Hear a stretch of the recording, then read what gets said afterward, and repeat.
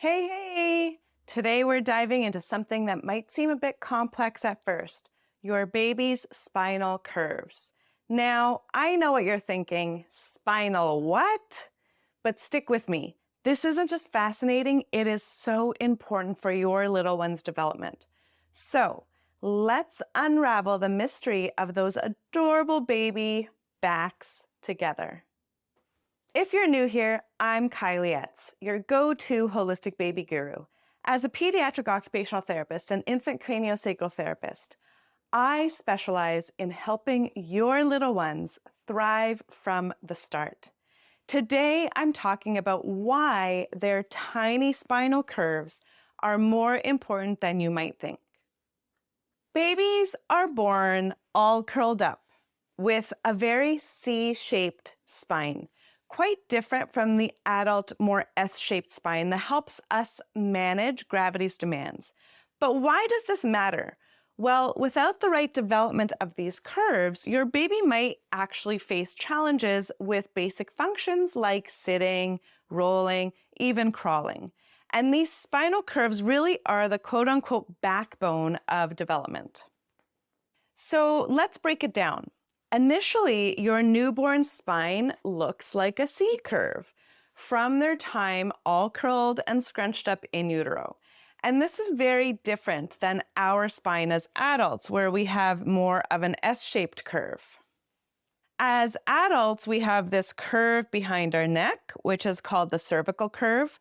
Then we have another curve in our mid-thoracic back, our thoracic curve.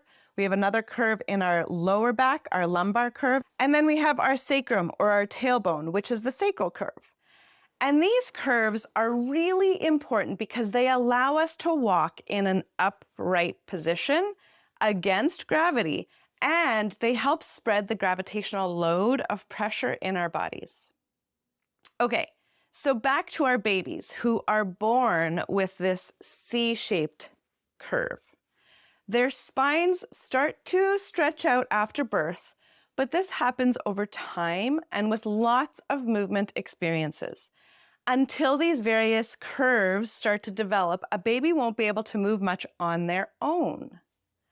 So the first curve to develop is the cervical curve, so in their neck. It develops through things like tummy time, either on the floor or on you, when your baby is strengthening those neck muscles by moving their head from side to side and eventually lifting it higher and higher when they're in tummy time, twisting and turning while on the floor, and eventually rolling over starts to develop the ability to rotate the trunk, which will help to strengthen that thoracic or that middle back curve, and the beginnings of that lumbar curve, which is the low back, which this all continues to develop as babies explore their world from their hands and knees position as well. The lumbar curve, so in the low back, and all the muscles of the trunk and the core, so the back, the sides, and the front, aren't fully formed and strong enough to support an upright vertical position until baby has gotten into a sitting position on their own. Yes, this is key, on their own.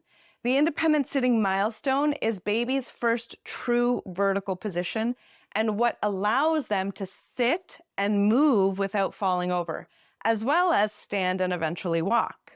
Now, a quick note about sitting up independently, and by this I mean getting in and out of a sitting position on their own, not being put or propped into a sitting position. When they get into that sitting position on their own, that is when their curves have really kind of started to mold more into that S-shaped curve, and the muscles in their trunk and their core are really strong enough to support that vertical position and that downward pressure against gravity. In general, I don't love to sit babies up until they can get into that position on their own. And I talk more about independent sitting in my video called When to Worry If Baby is Not Sitting Up and how to help your baby sit up on their own. So go and watch those videos as well. Isn't it cool how intricate our bodies are? As you can see, these curves are important for your baby to develop appropriately against gravity, and they help to distribute the weight and allow for balance and mobility. By understanding how their development happens, we can better support our babies while they're exploring movement patterns, developing their spinal curves, and lengthening and strengthening their muscles through pushing and pulling and reaching. Perhaps it didn't occur to you just how much development is happening through simple activities, such as being on the floor. Your little one doesn't need a lot of fancy toys. All they need is an open space and perhaps one or two household items. That blue cup that you have in the cupboard is great.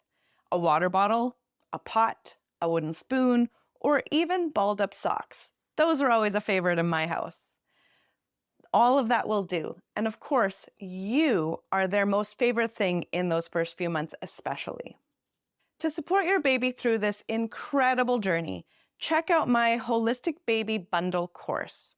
It's packed with insights and exercises tailored to foster your baby's development right from the start. The link is in the description below. Give your little one the best start in their developmental journey and watch the adventure unfold. And remember, each baby develops at their own pace, and that's perfectly okay. Your love and attention are what matter most. Keep encouraging those little movements, and you'll be amazed at how your babies grow. If you found this video helpful, please give it a thumbs up, subscribe for more insights, and share it with other parents. Let's nurture these little lives together. And don't forget to tag me on socials at The Holistic Baby Guru. Until next time, keep trusting your mama instincts and keep loving your little ones as fiercely as you can. Bye for now.